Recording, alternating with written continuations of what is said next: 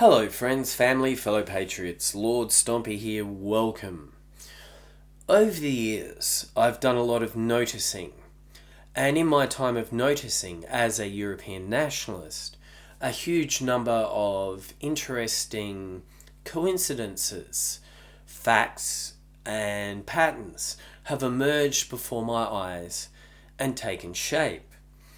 Now, one of the most interesting coincidences I have noticed in my time is the fact that when I have looked into the most demonized people and the most demonized groups of people in modern Western history, upon closer investigation, these people have actually turned out to generally be fundamentally right in their assumptions and their worldview.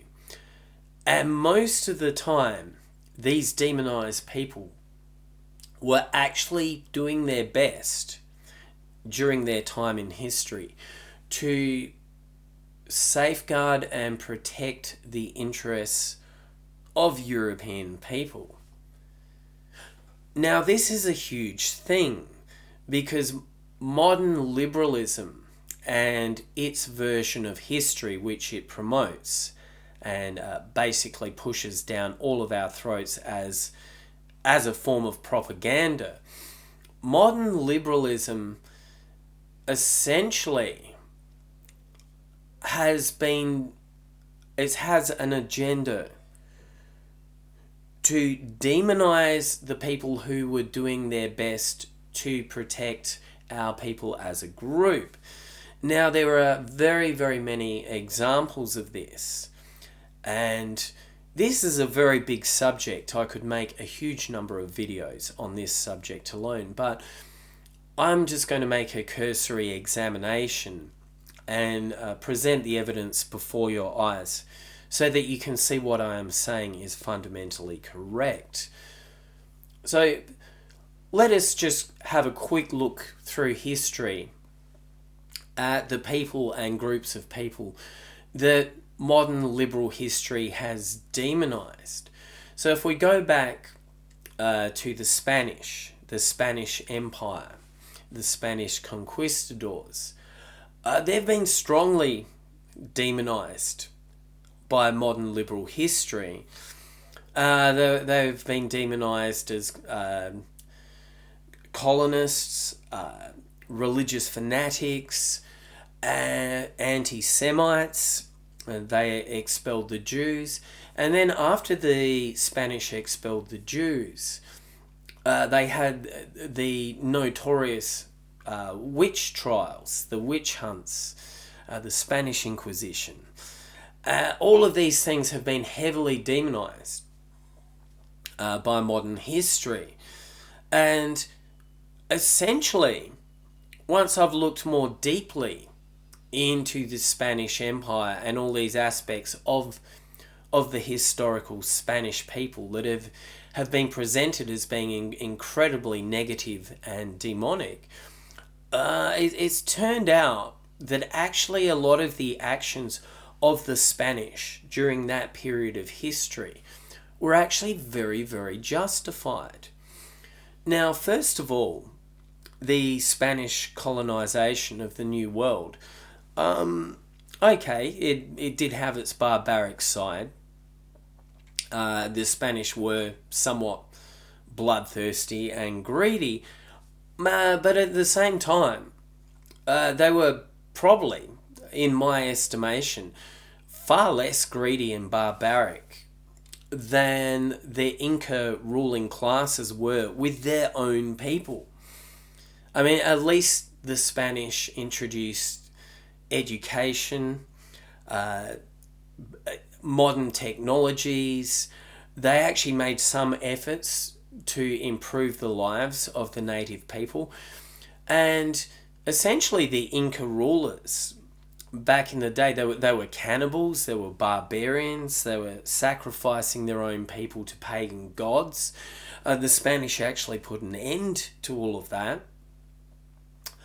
And on top of that, the Spanish their conquest of the New World was actually very, very brave. They were Christian nationalists par excellence.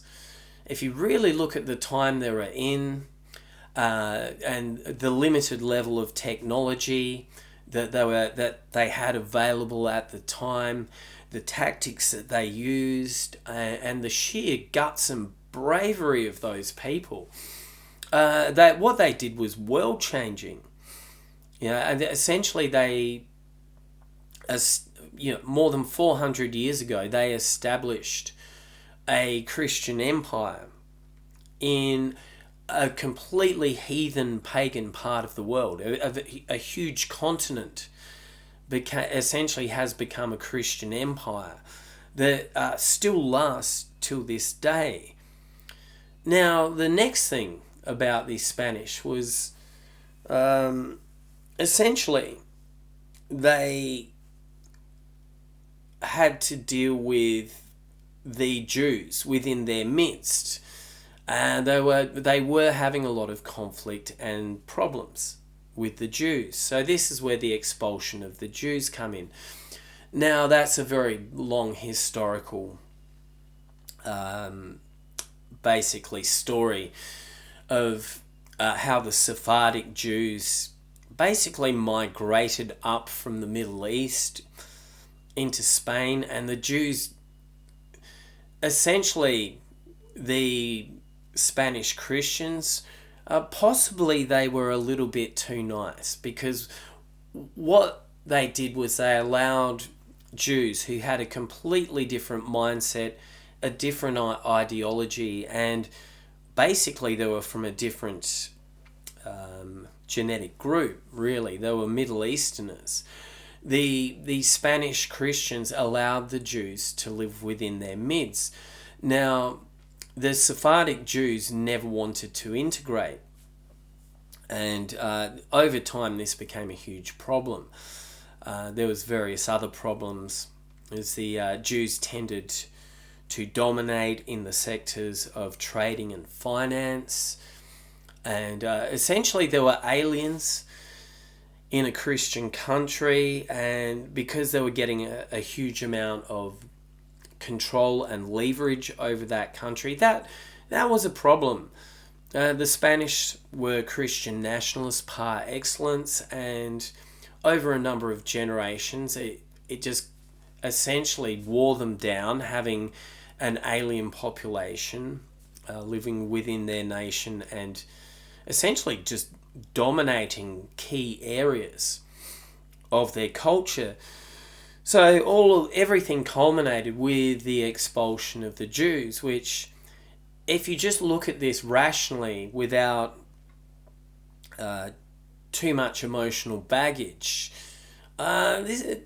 considering the time in history expulsion wasn't the worst thing. Right? The Spanish felt they needed to protect their people, their culture, and expulsion was an option. If you look at the Middle East and the Muslims, they were much more brutal and barbaric. There were certain times the Muslims were just slaughtering the Jews, just basically like cattle. So, considering the Spanish only expelled the Jews, that wasn't such a bad thing, considering that point of history and what was going on in that time. Now, here's where it gets interesting: is this is now portrayed as Spanish anti-Semitism. Oh, they were just these hateful bigots. They just hated the Jews for no reason at all. And very soon after the expulsion of the Jews, then you had the witch trials, and a large part of the Spanish Inquisition, of these witch trials, was actually the fact that the Christian Spanish people were actually far too nice with the Jewish people.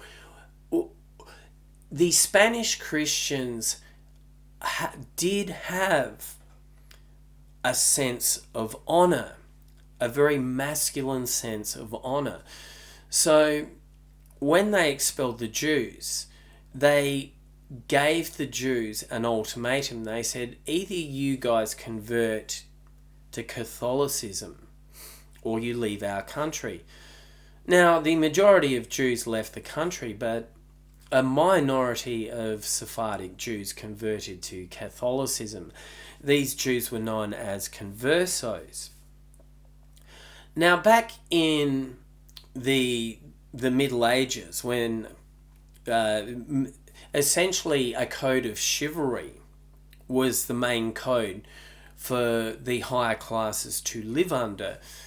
Under the European code of chivalry, if you were a man and you gave your word of honor that you were going to do something, it was basically just taken at face value that you were essentially you were going to perform that duty. Yeah, that you were a noble person who wouldn't lie. You wouldn't lie and cheat. If you stood before other men and said, yes, on my word of honor, this is what I am going to do. And this was basically the Christian ethic of the nobility during the Middle Ages. So the mistake that the Spanish Christians made was they assumed that the Jews would have the same code of chivalry. They thought that the Jews that stayed behind and said, yes, upon our sense of honor, we will become Christians, we will forsake our Jewish religion, we will embrace Christianity. Well, a large percentage of these converso Jews, essentially they just lied. They just said, okay, we're going to become Christians, we'll stay living in Spain, and they just pretended to be Christians, and essentially they became what is known as crypto Jews. Now, crypto Jews just means people who are Jewish and they pretend they're not Jewish. Now, essentially, this level of deceit and lying was almost unknown in Christian Europe. Under the code of honor and code of chivalry of the day, it was basically almost unthinkable that large numbers of people would just lie to your face and tell you upon the code of honor and upon the code of chivalry, yeah, I'm going to do this thing, and then you don't do it. Well, and essentially over a number of decades, the Spanish Christians began to work out that, wait a minute, we've now converted a large number of these Jews, and they're not actually playing fair, a lot of them. A lot of them are actually doing the wrong thing. And this was a huge motivating part of the Spanish Inquisition. Was essentially what the Spanish Christians had done was basically given an ultimatum to these alien people. And essentially their part of the ultimatum was, well, if you guys convert to our side, we'll accept you. And then it turned out that these people just lied, and they were basically being fake. So the Spanish Inquisition, a major factor behind that was essentially the Spanish were going through their own ranks, trying to find out who the crypto Jews were. Essentially, the Spanish had created an even bigger problem. When they had Jews within their nation and these Jews were openly Jewish, it was much easier to deal with these people. But once they became crypto Jews, this was a huge mess, because you didn't know which Jews had genuinely become Christians, and you didn't know which ones were secretly still Jews. So this led to the Spanish Inquisition, which was a very messy time. And essentially, to some degree, the Spanish were right. Their church had been infiltrated. It had been corrupted. Partly the Spanish were to blame for this themselves. They'd had an incorrect policy, basically, offering Jews this offer.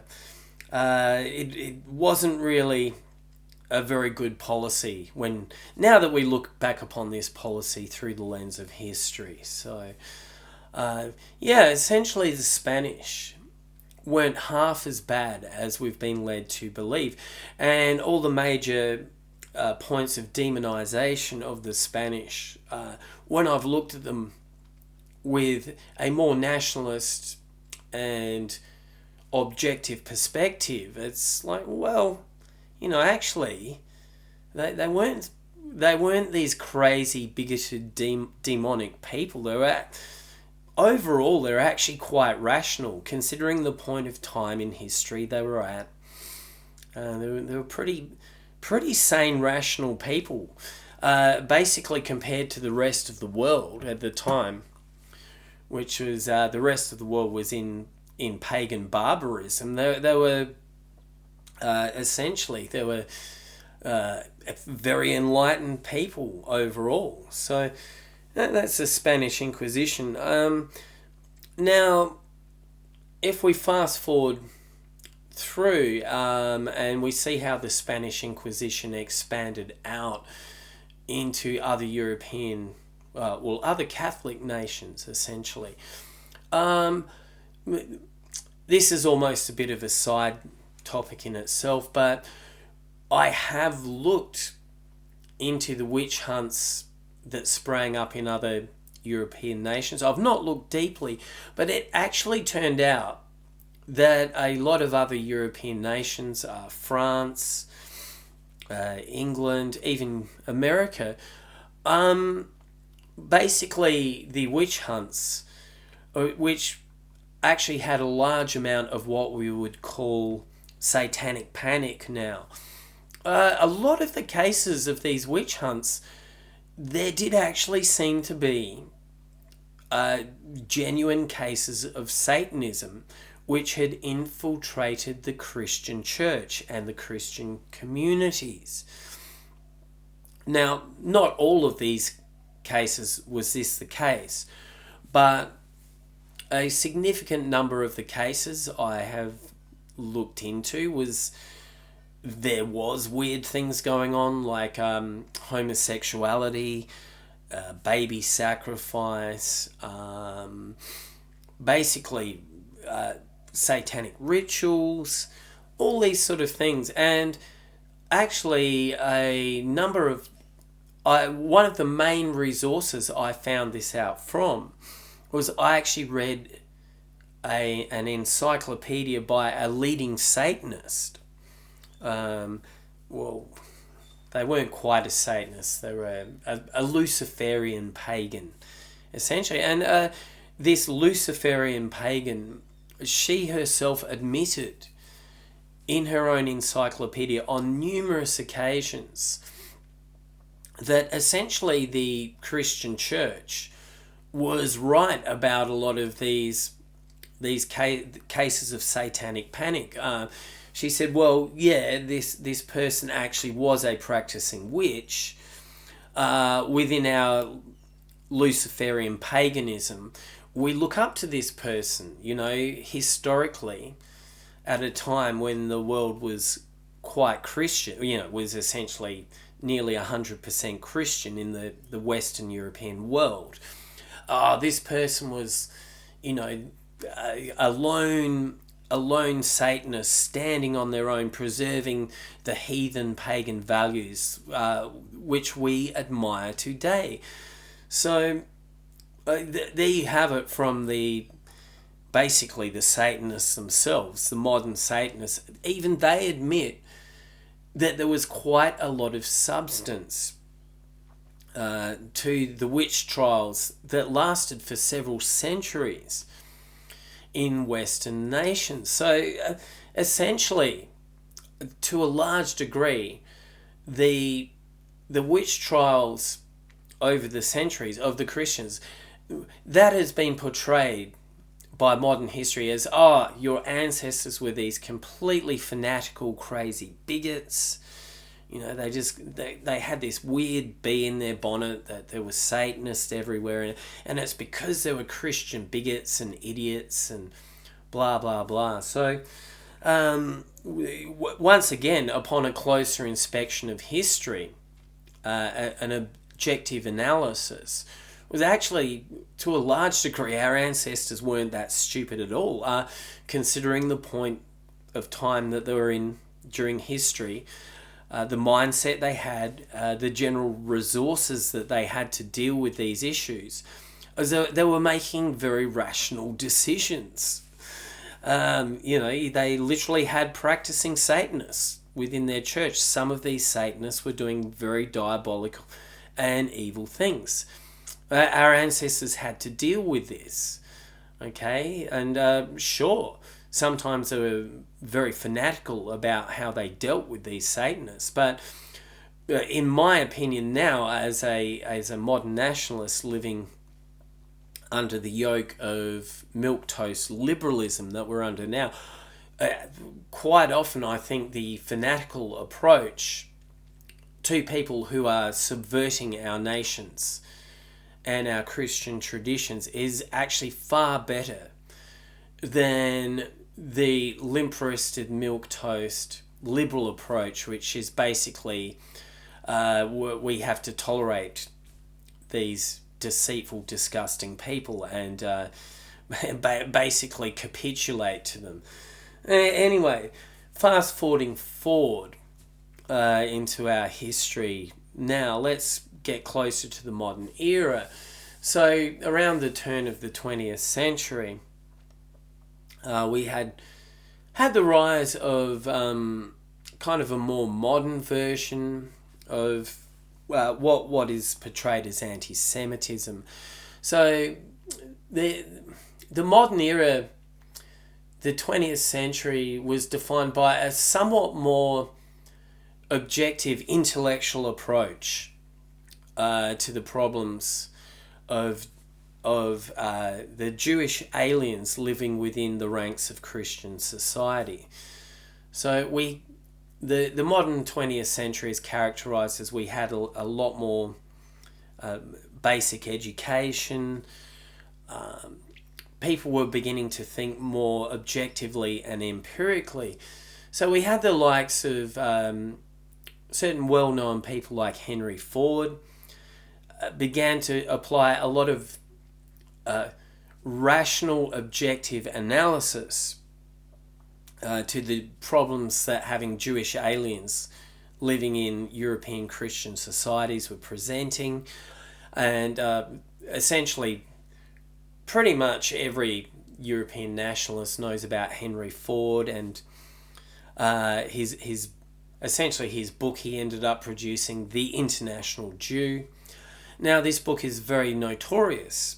Here, modern liberal Western history is like, well, he was just this crazy bigot. Well, for a start, Henry Ford wasn't a crazy bigot. He was actually a very, very clever industrialist. He revolutionized the modern world. So for people to be saying this guy's just some crazy lunatic is just already straight off the bat.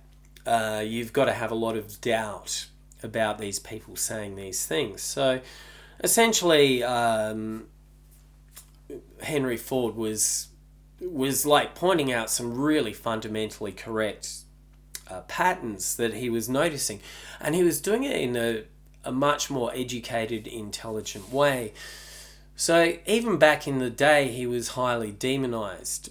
By the time of Henry Ford, the West was already well on its path to modern liberalism, tolerance and acceptance, and basically the watering down of European Christian nationalism was actually well advanced by the early 20th century. So Henry Ford eventually kind of had to back down from his stance due to huge amounts of pressure from the Jewish lobby, from the atheistic liberal lobby in Europe, which the atheistic liberal Europeans, they will always side with the Jews. It's funny, they will always essentially, if there's a spat between the Jews and European Christianity, the atheistic liberals in your society, they will say that they're just neutral, that they have no religion at all, and they don't stand with anybody or anything other than the truth. Atheistic liberals, we just want the impartial truth. Yet they will always side with the Jewish religion. It's a very, very funny pattern there. Very interesting coincidence. Makes you wonder whether atheistic liberalism was actually invented by the tribe themselves. That's an interesting path of analysis to go down.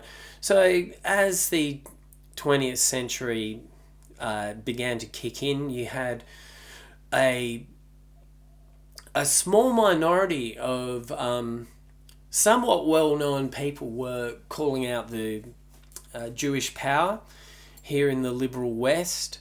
You had people like the Catholic Father O'Coughlin in America. He very famously spent about a decade, and essentially the main pillar of his attack on Jewish power was that it was pushing communism into America.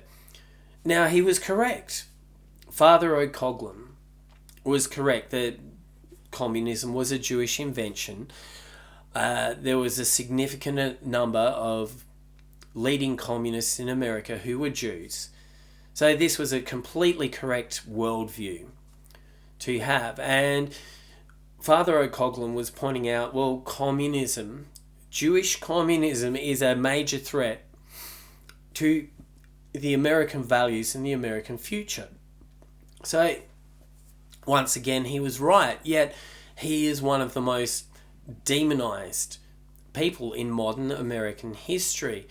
So, along with Father O'Coughlin, there was various other lesser known activists. There was another Catholic fellow in America from the 1950s.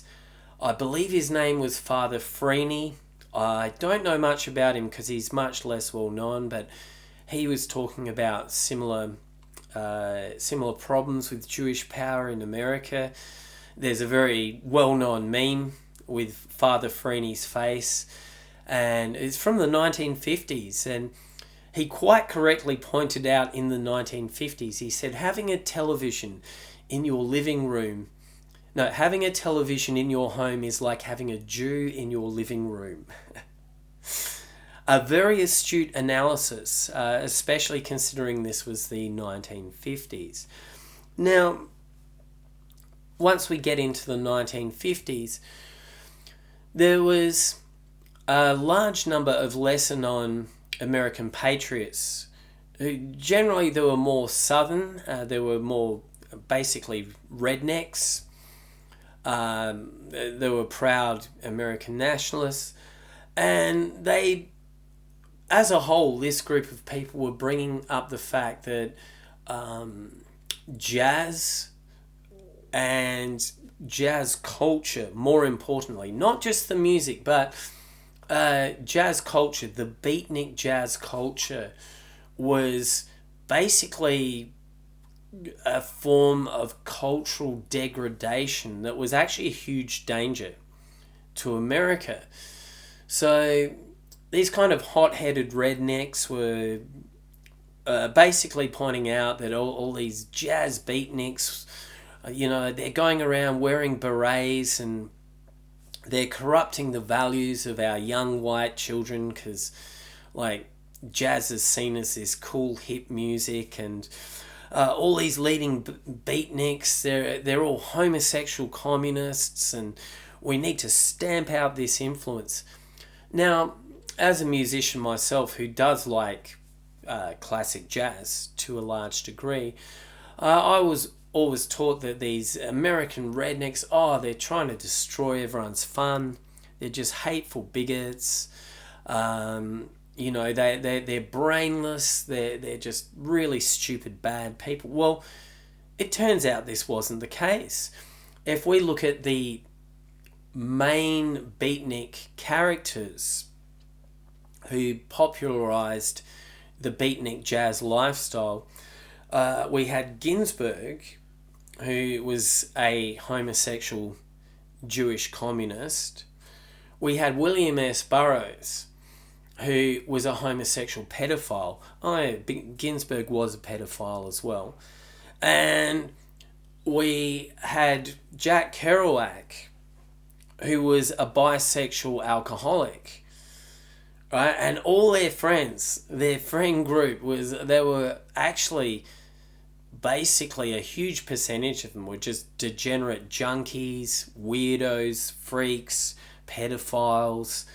And these beatniks, in their own writings, they openly wrote about the fact that there were homosexual, junkie, pedophile weirdos, and that a lot of their friends were. They wrote about this in their own books. So essentially, the so-called redneck bigots of the 1950s, their analysis was totally correct. The jazz beatniks were pushing filth upon the American youth. Essentially, the leading jazz beatniks were making it look like it was really cool and exciting and romantic to be this degenerate freak.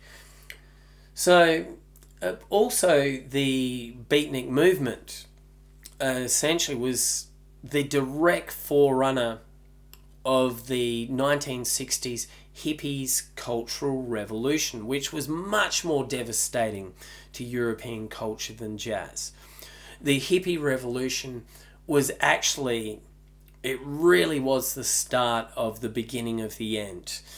A particular Rubicon was crossed by the West, socially and culturally, that we've not been able to change ourselves from that trajectory as European people since that point of time. So if you look at the hippie revolution, all the early hippie leaders, I've noticed, they said before the hippie movement really coalesced, essentially they were all looking to the beatnik leaders, to the Ginsbergs, the Kerouacs, the William S. Burroughs kind of guys. They thought that, these guys, they're these countercultural heroes.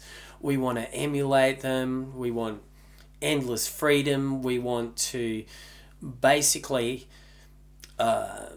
be completely liberated from European traditional culture at every level. We want it gone. That's exactly how the hippie movement saw itself. Now, during the 1960s, there was a huge culture war, mainly in America, but also in other countries like England, to some degree here in Australia. And essentially the old guard of conservatives, by the time that the hippie cultural revolution really kicked in, the old guard of 1950s conservatives, they were very, very aware that some huge cultural sea change was upon them. And essentially these people didn't really know how to fight back properly. So essentially what you had was this old guard of 1950s wartime conservatives who overall their views of life and their ideology was quite straightforward and simple. The old 1950s conservatives, they just kind of wanted to maintain and protect and preserve European culture in the form that the 1950s provided them with. And suddenly they had all these crazy people listening to this loud diabolical music and wearing flares and smoking pot and dropping acid, having promiscuous sex, supporting same-sex marriage, supporting homosexuality, all the modern problems we have today. So in the 60s, there was a belated pushback, and this pushback came too late.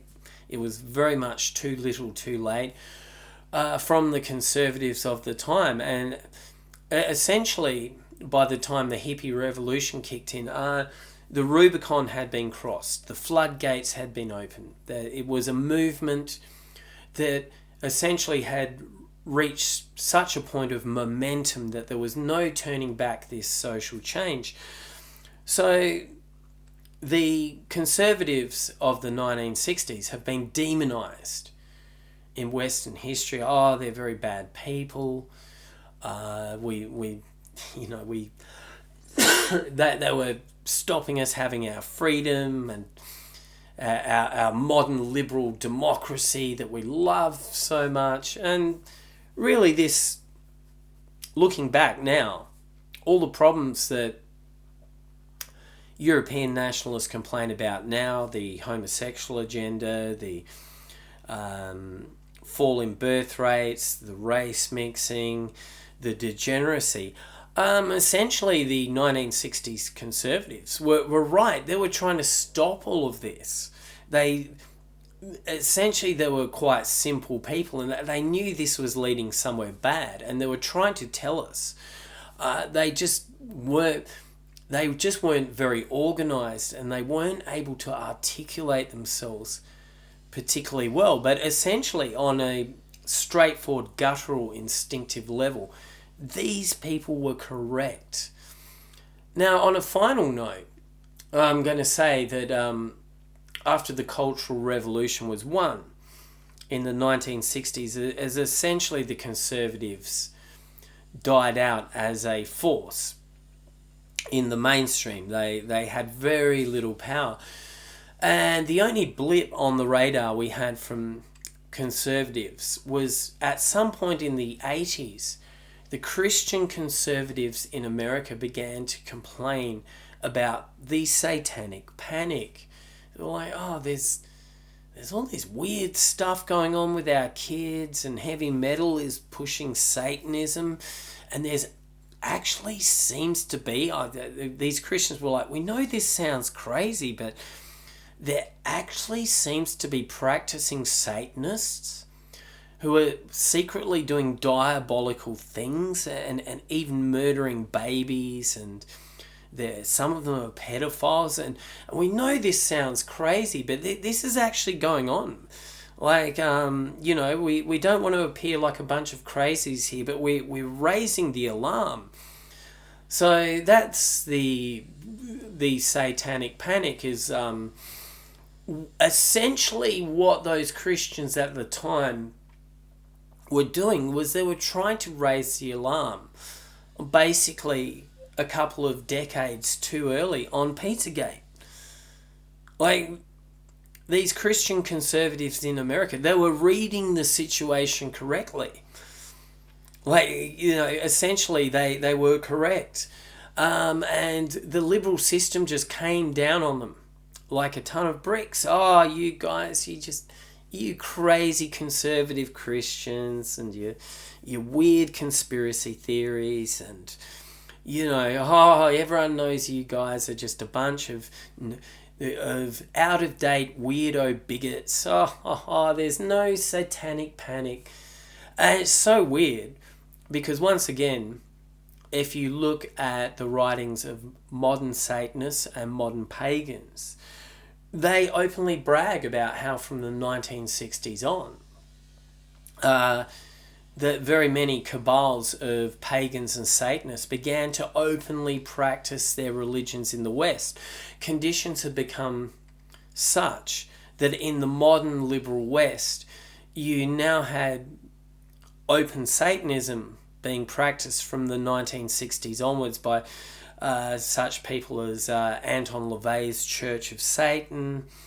In England, there suddenly were various practicing satanic bodies that were coming out in the open.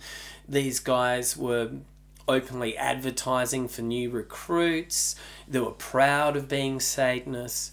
So essentially the satanic panic Christians, mainly in America, were correct, and they've been completely demonized by modern liberal history. Now, once again, I have to reiterate this. Modern atheistic liberalism here in the West always presents itself as, we're just atheistic liberals. We're neutral. We just present the impartial truth as we find it. And nothing could ever be further from the truth. Time and time again, the atheistic liberal system and the people that support it, they will support Satanism over Christianity. They will support Judaism over Christianity. They will support Satanism and Judaism over just basic European patriotism. And so this raises huge questions when you see this amount of bias from the atheistic liberal mainstream. This huge, incredible bias that once you look at it like this, it just stands out like a massive red flag waving in the sun. When you look at it like this, you seriously have to deeply question what the real alliances and what the real agenda of the leaders of the modern atheistic liberal Western world is. What is really going on with these people, and who do they stand with? Because they definitely don't stand with European nationalists, European patriots, and European Christians.